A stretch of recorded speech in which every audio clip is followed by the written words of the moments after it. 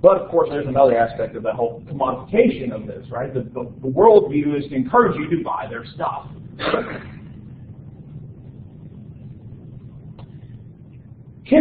So these are expressions of religion in popular culture. Can we classify some forms of pop culture as religious? All right, so we're flipping it around. Right? We're talking about religion in pop culture. How about going the other way, pop culture as religious? Now, obviously, it wouldn't be the same for everyone, but in some cases, certain people make expressions of pop culture religious. Again, going back to that question of definition, what's it take to be religious? Well, how about sports? Can we say some expressions of sports are religious? Just like religions, sports teams, for example, and their fandoms have their sacred stories. Stories about the past when something great occurred. Have you ever heard an Alabama fan talk about Bear Bryant? Have you ever heard people of the Steeler Nation, the Pittsburgh Steelers, talk about the Immaculate Reception?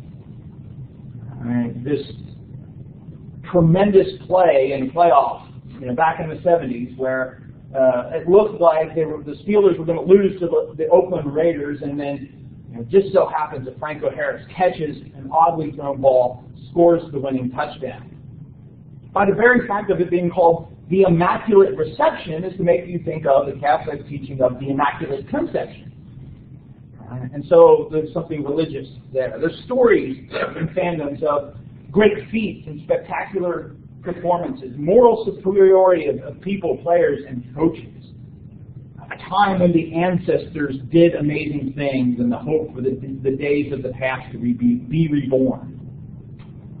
It's not the same for everybody. But sometimes sports fandom can develop these sacred stories. What about community? Some sports fans share community with others, recognizing each other by the colors that they wear, recognizing outsiders by the colors that they wear. So if you, on game day, have a certain set of colors on, well, you're in the community. If you have a different set of colors on, you're part of the opposing community. Right? The totem, so to speak.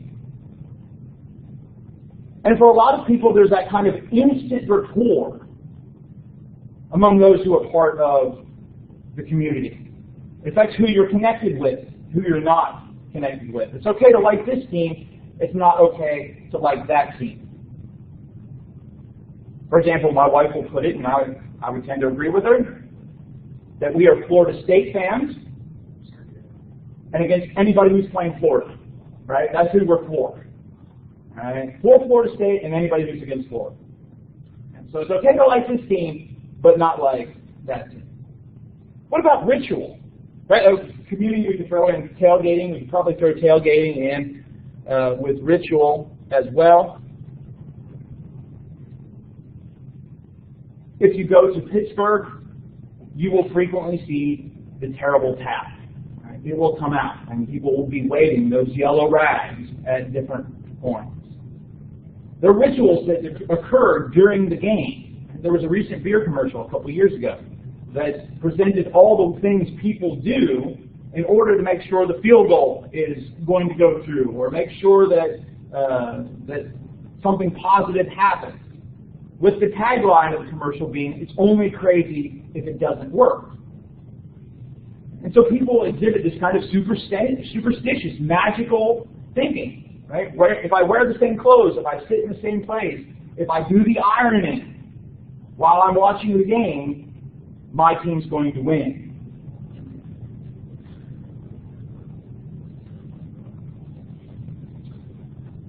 People are drawn together by seeing or experiencing the same thing. And if you ask an Auburn fan what the phrase 1 second means, they're going to know, right? The Iron Bowl. The Super Bowl becomes a thing about shared experience for a lot of people. There's expectations on how you should act as a fan of a particular team. Now, I'm not saying sports fandom is a religion. Other scholars have. But there's certainly ways that these experiences and actions mimic religion. As a Christian, however, we might say, or as a religious person, not just a Christian, we might say, is this really authentic religion? And religious people might be tempted to say no, because it doesn't accord with our particular views. But if we think about it in terms of the human experience of religion, how different is this than other expressions of religion? What about other types of fandoms, or fandom itself? Some scholars of religion have suggested that certain fandoms operate like religion. Now, not all fans rise to the level of religion, but some fans do this. Now, certainly you can be a fan of a TV show, of a band, of any sort of thing by yourself. But most fans want to be connected with others. And of course, today, a lot of people connect to this community online. Harry Potter websites, Star Trek forums. People might show up in local places or playing get-togethers, things like Comic-Con. They may be more or less formal, and people might follow it more or less religiously, as we might say. Fandoms often are also interested in sacred objects. Right? Religious fans tend to be collectors or producers of their own memorabilia, right? Having an outfit or prop or records, something signed by an actor or a musician. Now, in most of the cases, most people wouldn't say there's power in that object, but if it's something very special, there might be a lot of respect according to it. It has to be treated in a certain way. It has to be protected, handled with care.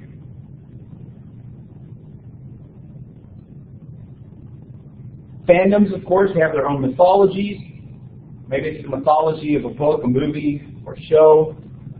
Harry Potter, Captain Kirk, Katniss, all sorts of these figures.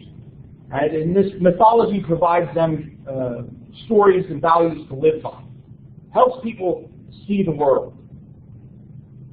People might take a pilgrimage to a particular holy site, see the actor, the author that they're a fan of. Right? Go to Comic-Con or some other sort of fan convention.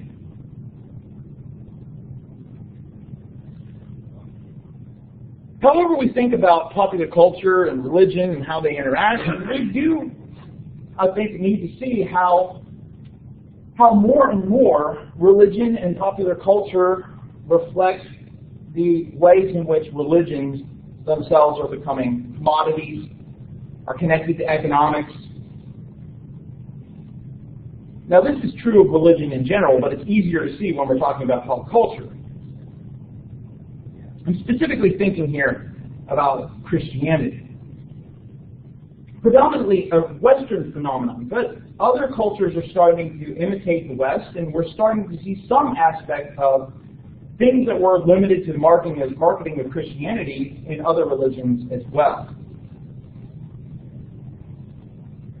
One is the amount of proliferation we're seeing.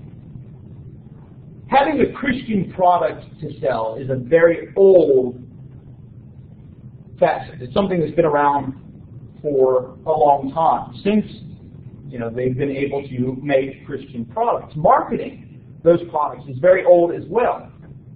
Now, often those old forms were simple forms of marketing, but beginning in the 18th century, and more, people started using marketing to spread their message. Really being an explosion in the 20th century. Manufacturing, varieties of companies competing for customers, the rise of Christian directed sellers, things like Christian bookstores, Christian publishing houses. Another thing that has been really marketed in recent years is the idea of religion as an experience. And thinking about trying to create an experience either in worship or through reading this book, watching this video. The experiential religion has been a big part of religious marketing. And so people are beginning to see the religious person as a consumer. It's not just about a religious person being religious. What can we get these religious people to buy? Now again, I don't think that for most of these cases it's an insidious type of thing. Most Christian bookstores that perhaps owned by a family or even owned by a Christian company are doing it because they want to get the message out, they want to help people with their spirituality. But there's that underlying aspect of religion is about consumption. We can even talk about the idea within religious marketing of branding. Branding in secular culture and in consumer culture, of course, is very important, right? You're wanting to develop a brand so that people will be tied to that brand. And people will connect that brand with certain benefits. If I cut my finger, for example, have a paper cut, what should I put on it? Okay, but ultimately, a Band-Aid. The perfect example of branding. Band-Aid is a brand of adhesive bandage. But the notion of Band-Aid has become so entrenched in our psyche that we connect the product of an adhesive bandage with the branding name. Same thing with something like Jell-O. Jell-O is a brand of gelatin. There are other brands of gelatin, but when we talk about, that liquefied, jiggly gelatin thing, we say Jell-O. And there are other things like that as well. Some people will refer to any sort of soft drink as a Coke. And so that kind of thing's happening in religion as well. And not to the same kind of thing where you're interchanging it, but a lot of these religious authors and figures are a brand. Right? They have their own marketing firms. Putting their name on something is important. Right? This is not just a line of greeting cards. This is a Max Lucado line of greeting cards. Right? And so there's all these kind of ways in which there is this religious branding. We see it in things like Christian books,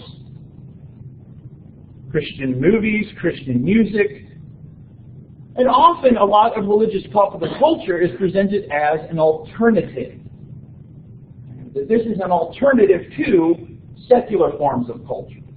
That these are going to be better values, or there's something more worthwhile or more spiritual about this. And so instead of listening to music from general pop, rock, whatever, listen to these groups because they are Christian groups. Instead of reading general fiction, read Christian fiction. Instead of watching general secular types of movies, watch Christian movies. And so the idea of alternative is very important in religious, especially Christian, popular culture. Providing an alternative considered to be safer or will prevent you from encountering sinful messages or hurtful types of themes.